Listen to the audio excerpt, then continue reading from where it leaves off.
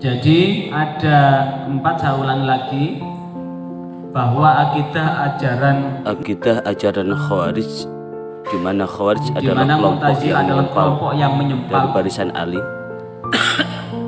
Sehingga mereka ada 4 sebutan. Sebutan pertama adalah Haruriyah, karena mereka setelah menyempal dari barisan Khalifah Ali tinggal di desa Harurah, tepian kota Kufah. Mereka juga disebut dengan kelompok Nawasib, jamak dari nasib, artinya orang yang berlebihan dalam membenci Khalifah Ali. Kemudian disebut dengan kelompok Syurah, karena mereka menjual dirinya kepada Allah, sehingga segala sesuatu yang menurut mereka anggap benar, maka mereka siap untuk membunuh dirinya atau membunuh diri dan sebagainya, karena merasa bahwa surga telah menanti mereka. Termasuk bom bunuh diri ternyata termasuk kelompok Khawarij modern. Jadi pelaku bom bunuh diri itu termasuk kelompok Khawarij modern, merasa bahwa mereka paling berhak menyandang predikat ahli surga. Tokohnya Al-As Ibnu Qais Al-Kindi, kemudian Mas'ar Ibnu Fatki At-Tamimi, kemudian Zaid bin Hasin At-Ta'i, dan 3 orang itulah yang kemudian menginginkan saat terjadi perang Siffin, perang antara Khalifah Ali dengan pasukannya Muawiyah, sebetulnya mereka mendorong untuk bertahkim, menerima tahkim dari orang Muawiyah atas saran itu. Kemudian namun Ali hendak mengutus Abdullah bin Mas'ud, mereka tidak sepakat, mereka mengusulkan Abu Musa al-Asy'ari, tapi karena hasil dari arbitrase atau tahkim itu tidak sesuai dengan harapan mereka, maka mereka tidak mengakui, hingga kemudian mereka menyempal dari barisan Khalifah Ali. Dan mereka juga disebut dengan Al-Qurra, mereka juga bersungguh-sungguh menghafalkan Al-Quran, membaca Al-Quran, tapi sekali lagi apa yang disampaikan Rasulullah, Al-Quran hanya sampai kerongkongan mereka. Mereka hanya mentakwilkan Al-Quran sesuai dengan keinginan mereka, tidak sesuai dengan maksudul Quran. Mereka sewadang-wadang berpendapat, mudah mengkafirkan, zuhud dan khusyuk pun sebagai bentuk kepura-puraan. Dan karena itulah, atas semua itu, maka kelompok Khawarij ini adalah kelompok yang menganggap bahwa Utsman dan Ali itu kafir. Maka kemudian siapa yang membunuh Khalifah Ali bin Abi Thalib? Ya, kelompok dari Khawarij ini, yaitu diwakili Abdurrahman bin Muljam yang menghujamkan pisaunya kepada Ali bin Abi Thalib. Dan mereka juga mengajarkan bahwa pernikahan itu hanya sah jikalau sesuai dengan keyakinan mereka. Jadi orang Khawarij nikah dengan orang Khawarij, dan doktrinnya adalah mengkafirkan orang yang berdosa besar. Jikalau ada imam yang menyalahi sunnah, maka tidak wajib ditaati, berarti harus diberontak, diberhentikan, didemo, dan dibunuh. Jadi demonstran itu juga bagian dari Khawarij kekinian. Karena itulah secara umum doktrin ajarannya bahwa khalifah itu tidak dipilih kecuali melalui pemilihan umum yang bebas, yang sah dan disahkan oleh mayoritas, dipilih oleh mayoritas. Orang Khawarij akan mengakui kepemimpinan jikalau pemimpin itu berbuat adil dan menegakkan ajaran. Jikalau dia dianggap tidak bisa berbuat adil dan tidak menegakkan ajaran agama, maka pilihannya berhenti sendiri, atau diberhentikan, atau dibunuh, sehingga bisa berhenti selamanya. Menurut mereka, pemimpin itu juga harus jauh dari kesalahan dan kezaliman. Jika salah dan zalim, tentu ukuran salah, parameter salah adalah menurut pemahaman mereka. Sehingga jika melanggar, pemimpin tersebut dipecat, diberhentikan, atau dibunuh. Doktrin yang ketiga khalifah itu tidak boleh dimonopoli orang Quraisy. Karena itu pertama kali mereka memilih khalifah bukan orang Arab, bukan orang Quraisy. Abdullah bin Wahab Ar-Razi itu bukan orang Arab, bukan orang Quraisy. Doktrin yang ketiga, bahwa memilih pemimpin itu tidak wajib berdasarkan syariat, namun boleh mengangkat pemimpin itu bukan karena dalil agama, tapi karena maslahah dan hajat. Sekali lagi, memilih pemimpin itu bukan karena dalil agama, tapi karena maslahat atau ada kebutuhan. Namun salah satu dari sekte Khawarij yaitu Najdat, bahwa jikalau umat sudah bisa berlaku adil antara mereka, sekali lagi, menurut kelompok Najdat ini, jikalau umat ini sudah bisa berbuat adil atas diri mereka, artinya sudah menjadi masyarakat madani begitu. Masyarakat civil society. Civil society adalah masyarakat yang taat aturan, maka tidak dibutuhkan pemimpin. Jadi mereka memimpin dirinya sendiri, jadi liar begitu. Tidak ada presiden, tidak ada raja, tidak ada pemimpin, tidak ada khalifah. Kalau mereka sudah bisa berbuat adil. Namun jikalau mereka tidak bisa berbuat adil, maka perlu ada komando. Tapi memilih ini tidak bukan karena alasan dalil agama, tapi karena ada kemaslahatan yang diinginkan, ada hajat yang ingin diinginkan agar mereka bisa terkomando dengan baik. Dan yang terakhir, bahwa doktrin Khawarij itu adalah bahwa orang berbuat dosa itu dianggap kafir. Ada orang berjudi kafir, ada orang berzina kafir, ada orang mencuri kafir, dan siapapun yang berbuat dosa itu langsung dihukumi kafir. Termasuk ketika berpendapat namun pendapatnya salah, itu juga dianggap berdosa, itu dianggap kafir. Makanya inilah alasannya kenapa Ali bin Abi Thalib oleh orang Khawarij disebut sebagai orang kafir, karena Khalifah Ali bin Abi Thalib dianggap salah memutuskan hasil tahkim antara beliau dengan kelompok Muawiyah, Karena dianggap dosa, maka Ali dianggap kafir oleh mereka. Kenapa? Karena tidak sesuai dengan apa yang diyakini oleh orang Khawarij. Karena itu mereka mengkafirkan Ali bin Abi Thalib, mengkafirkan Tolhah, mengkafirkan Zubair, serta pembesar sahabat yang lain banyak yang dikafirkan oleh orang-orang Khawarij. Lah, inilah yang kemudian bahkan sekte Khawarij paling tidak ada 5 kelompok. Kelompok pertama Az-Zariqah, yang kedua Najdat, yang ketiga adalah Safariyah, yang keempat Ajaridah, yang kelima adalah Ibadiyah. Kelompok Az-Zariqah ini telah punah, kelompok Safariyah telah punah, kelompok Ajaridah ini telah punah. Tapi yang maju pesat, berkembang terus sampai hingga Hadramaut, Bahrain, Yaman, Taif, ini adalah kelompok kelompok Najdat. Dan kelompok Ibadiyah ini menyebar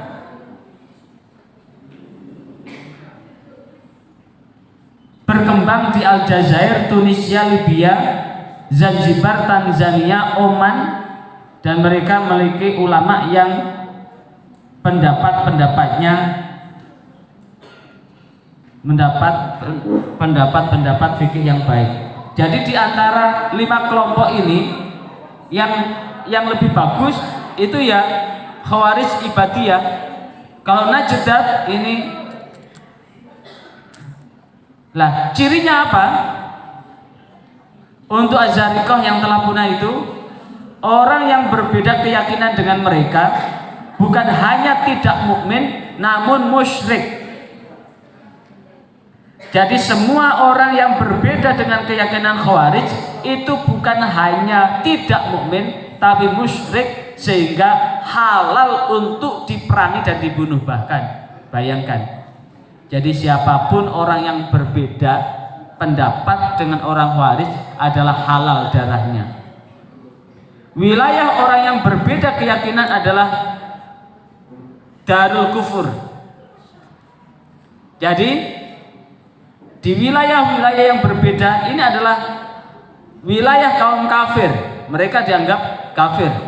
Karena itu hartanya boleh dijarah, hartanya boleh diambil, kemudian anak-anak dan kaum wanita boleh ditawan dan boleh dijadikan budak. Jadi anak-anak dan perempuan bisa diambil seperti barang, bisa jadi budak beneran atau budak nafsu, karena dianggap halal. Anak-anak orang yang berbeda keyakinan dengan mereka kekal di neraka, bahwa anak-anak yang belum punya dosa itu kekal di neraka karena dosa ayahnya. Dan mereka berkeyakinan bahwa para nabi bisa saja berbuat dosa besar dan kecil. Ini sangat bertolak belakang dengan akidah Ahlussunnah wal Jamaah. Nabi itu maksum, tapi menurut Khawarij bisa berbuat dosa baik besar maupun kecil.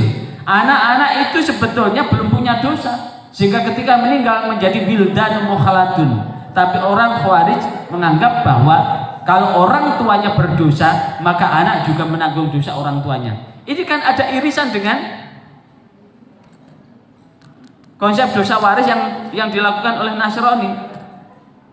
Dan orang yang berbeda dengan mereka dianggap kafir, sehingga hartanya, anak-anaknya boleh dibunuh, wanitanya boleh dijadikan budak, ditawan boleh, dibunuh boleh, dan dijadikan budak.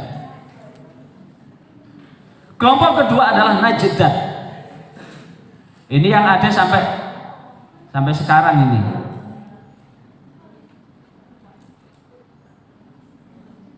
Ini agak beda. Tidak berpendapat anak pihak yang berbeda keyakinan boleh dibunuh. Anak-anak tidak boleh dibunuh. Tapi kelompok Az-Zariqah tadi, anak-anak boleh dibunuh. Keberadaan imam pemimpin bukan kewajiban syariat, namun kewajiban atas dasar maslahat. Jika kaum muslimin dapat saling memberikan nasihat dan menebarkan kebaikan, maka tidak diperlukan imam lagi. Jadi kalau kemudian sudah bisa menebarkan kebaikan, tidak butuh imam, karena mereka sudah menjadi imam dirinya masing-masing. Dan menjadi kelompok pertama Khawarij yang meyakini konsep taqiyah, menampakkan diri bukan Khawarij dan menjaga keselamatan. Taqiyah itu adalah seakan-akan patuh, tapi sebetulnya musuh. Dan ini bisa dilihat itu kekinian dengan berbagai huru hara yang dilakukan oleh kelompok-kelompok tertentu, orang-orang tertentu. Kemudian Khawarij yang ketiga, Safariyah. Safariyah ini berbeda pendapat mengenai pelaku dosa besar. Pertama, menganggap bahwa dosa yang tidak ada sanksinya atau had tidak menjadi pelakunya dihukum sebagai pezina, pencuri, dan pelaku qadzaf selain yang ada saksinya, maka pelakunya kafir. Jadi kalau tidak ada saksinya, kalau orang berzina tidak ada saksinya, kemudian ada membunuh tidak ada saksinya, maka itu tidak dihukum. Tapi kalau kemudian namun mereka yang berbuat itu adalah disebut kafir. Yang kedua, pendapat mereka bahwa pelaku dosa tidak dinilai kafir. Pelaku berbuat dosa tidak dinilai kafir dalam ukuran mereka dalam batasan tertentu. Kemudian tidak berkeyakinan bahwa pihak yang tidak sependapat boleh dibunuh, tidak berkeyakinan bahwa wilayah mereka dari Darul Harb, zona perang, tidak berkeyakinan bahwa wanita dan anak-anak boleh ditawan, namun yang diperangi hanya markas pemerintahan. Tapi ini telah punah. Jadi di Khawarij ini ada beberapa sekte, ada beberapa aliran. Yang paling keras tadi adalah Az-Zariqah. Bagaimana kemudian sekte Ajarida? Di sekte Ajarida yang telah punah ini, mereka membiarkan tidak menyerang pihak yang berseberangan jika diketahui sebagai orang yang bertakwa. Karena itu mereka tidak mewajibkan jihad terus menerus. Berarti jikalau kemudian ada pihak yang berseberangan itu tetap bertakwa, maka mereka tidak akan menyerang. Ini lebih lunak ini. Tidak berkeyakinan harus keluar dari wilayah yang dihuni pihak yang berseberangan, meskipun hal itu lebih utama. Jadi ketika mereka Khawarij, mereka tetap tinggal di tengah-tengah masyarakat yang bukan Khawarij. Kemudian tidak boleh membunuh orang yang tidak memerangi mereka. Jadi mereka tetap Khawarij, tapi mereka ada di tengah-tengah karena mereka akan melunak dengan sekitarnya. Dan yang terakhir, kelompok Ibadiyah, sekte paling moderat ini di antara sekitar Khawarij, karena ini banyak ahli fikih yang baik dari kelompok ini. Jadi Khawarij Ibadiyah ini lebih agak dekat ke Ahlu Sunnah wal Jamaah. Namun ada beberapa hal yang berbeda dengan ini. Sekte yang moderat ini lebih dekat dengan kelompok Ahlu Sunnah wal Jamaah. Mereka berkeyakinan bahwa pihak berbeda bukan musyrik, bukan mukmin, namun kafir. Ini yang berbeda ya. Mereka yang berbeda keyakinan bukan musyrik, bukan mukmin, tapi kufur nikmat aja, bukan kufur akidah. Jadi semua orang yang dianggap berbeda keyakinan dengan Khawarij itu hanya kufur nikmat. Kemudian tidak boleh membunuh pihak yang berbeda. Wilayah tetap adalah Darul Islam, wilayah Islam, kecuali markas pemerintah. Namun mereka tidak menyatakan bahwa markas itu harus diserang. Jadi kelompok ini moderat, lebih cenderung ke Jabariyahnya. Kemudian bila terlibat perang dengan kelompok muslim lain, harta mereka tidak dianggap ghanimah kecuali kuda dan persenjataannya. Ini yang pada irisan di kemusliman di Aljazair, Tanzania, Libya, Zanzibar, kemudian Tunisia, Oman, dan kelompok Khawarij Ibadiyah ini memiliki ulama-ulama dan pendapat yang baik dalam bidang fikih. Sekarang perbedaannya, teologinya, perbedaannya Ahlu Sunnah wal Jamaah dengan kelompok Khawarij. Kalau Ahlu Sunnah wal Jamaah rukun Islamnya ada 5, rukun imannya ada 6. Kemudian rujukan hadis adalah Kutubus Sittah. Kutubus Sittah itu adalah Sahih Bukhari, Muslim, Abu Dawud, Tirmidzi, Ibnu Majah, Nasa'i. Kemudian dalam bidang politik, Ahlu Sunnah wal Jamaah mengakui Khulafaur Rasyidin. Rukun iman ada 6. Rujukan penetapannya adalah Al-Quran dan Sunnah. Percaya bahwa imam tidak termasuk rukun iman. Jadi imam-imam, khalifah-khalifah itu tidak termasuk rukun iman. Di Ahlussunnah meyakini Al-Quran itu adalah tetap orisinal, tetap asli sampai kiamat. Kemudian surga diperuntukkan bagi orang yang taat kepada Allah dan Rasulnya. Neraka diperuntukkan buat orang yang tidak taat kepada Allah dan Rasulnya. Ukurannya itu Ahlussunnah wal Jamaah. Kemudian dalam bidang politik, kepemimpinan hukumnya wajib. Berbeda kan? Bahwa Khawarij itu kepemimpinannya mubah, tapi di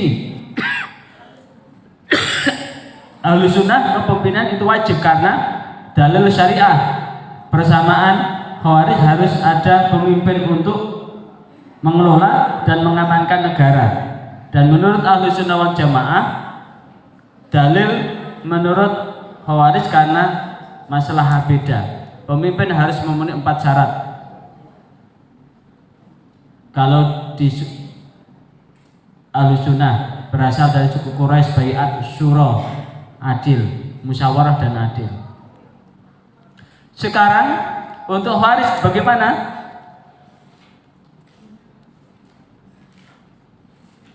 Khawarij meyakini bahwa khalqul Quran atau penciptaan Al-Quran karena itu Al-Quran tidak suci. Bayangkan, menurut Khawarij Al-Quran itu makhluk. Al-Quran itu makhluk dan tidak suci. Hanya mengambil hadis yang diriwayatkan oleh para pemimpin mereka saja, sehingga hadis-hadis yang sahih mereka tolak. Mereka menyatakan keluar dari pemimpin Ali bin Abi Thalib yang disahkan oleh Ahlul Hal wal Aqdi dan telah dibaiat oleh sahabat dan rakyat setelah itu terjadi peristiwa tahkim, arbitrase. Kemudian orang Khawarij ini mengubah nama-nama Allah sehingga Allah tidak mempunyai sifat. Nama-nama Allah diubah oleh mereka. Mereka memaknai istiwa bersemayamnya mustawa, istiwa Allah di arsy dengan menguasai, sehingga menganggap ada yang merebut arsy kemudian direbut kembali oleh Allah. Jadi mereka menjisimkan Allah. Tajasam, mutajassimah, menjisimkan Allah. Lawang Allah kok dikalahkan. Kalau Allah dikalahkan berarti Allah kan tidak maha kuasa, Allah tidak maha perkasa. Mereka telah mengubah sifat-sifat Allah itu.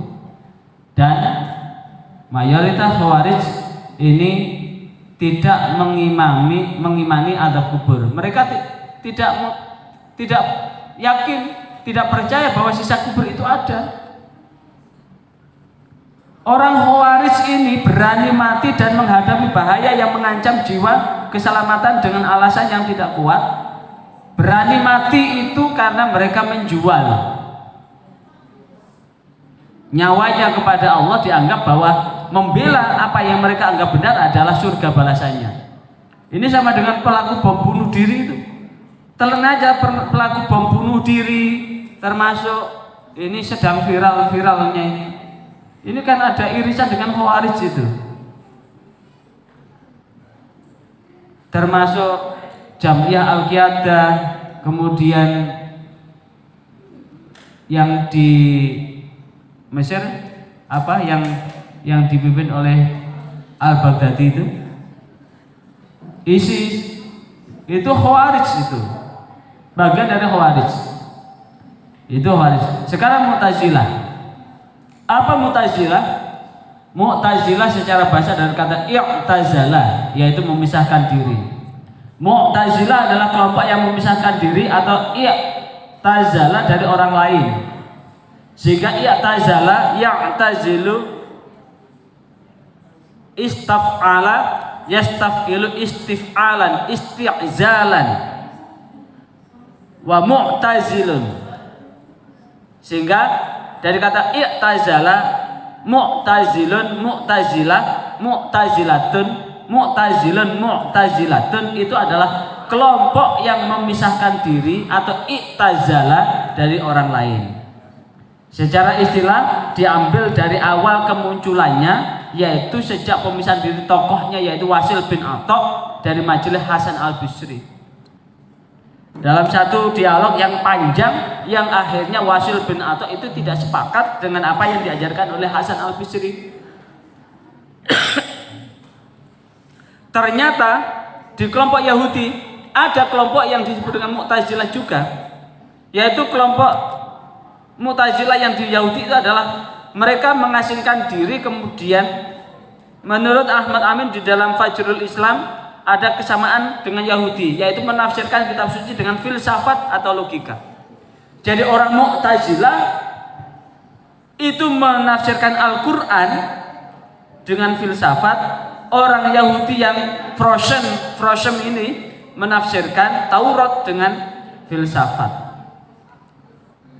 Dan ini terakhir, ada 5 dasar ajaran agama yang bernama bidang tauhid. 5 dasar ajaran utama atau usulul khamsah. Usulul khamsah. Di bidang tauhid bahwa orang Mu'tazilah tidak percaya sifat-sifat Allah. Jadi kalau kemudian Allah wujud, ayo bareng-bareng.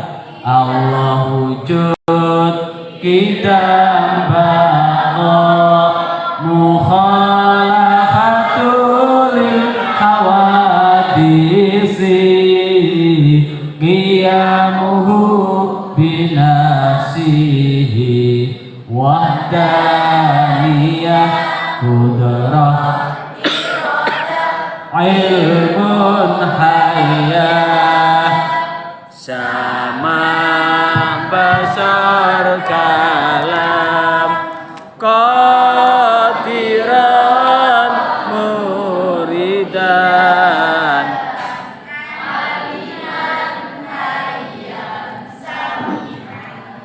basiran mutakalliman. Orang Mu'tazilah nggak percaya sifat bahwa Allah mempunyai sifat itu. Makanya orang Mu'tazilah ini menafsirkan, menggambarkan Allah dengan sifat-sifat itu. Yang kedua, al-adl, keadilan. Allah tidak menyukai kerusakan dan tidak menciptakan perbuatan hamba.